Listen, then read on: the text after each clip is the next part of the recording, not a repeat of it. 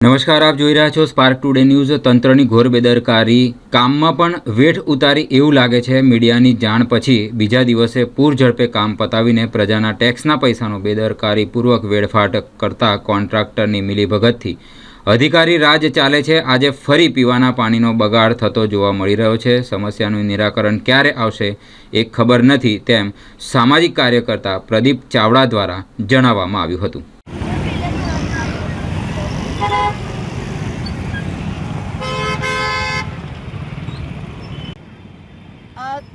ટીપીદેર પાણીની ટાંકી આગળ અત્યારે આપણે ઊભા છે। છેલ્લા 7 દિવસ પહેલાં અહીંયા પાણી લીકેજ હતું, તેની જાણ આપણે પાણી પુરવઠાઓને કરી હતી સોશિયલ મીડિયા દ્વારા। તો તેનું કામ કર્યું હતું, પણ પાછું આજે 4-5 દિવસ પહેલાં જે કામ કર્યું તે જ જગ્યા પર પાછું લીકેજ થયું છે। તમે દેખી શકો છો પાણીનો અત્યારે બગાડ થઈ રહ્યો છે અને જનતાના ટેક્સનો પણ બગાડ થઈ રહ્યો છે। મને લાગે છે પાણી પુરવઠાવાળા ખાલી ઊંઘી રહ્યા છે અને મહાનગર મ્યુનિસિપલ કમિશનર સાહેબ પણ ઊંઘતા હોય તેવું લાગી રહ્યું છે, કેમ કે વોર્ડ નંબર 1માં જે પાણીની સમસ્યા છે એનો કોઈ નિરાકરણ આવતો નથી।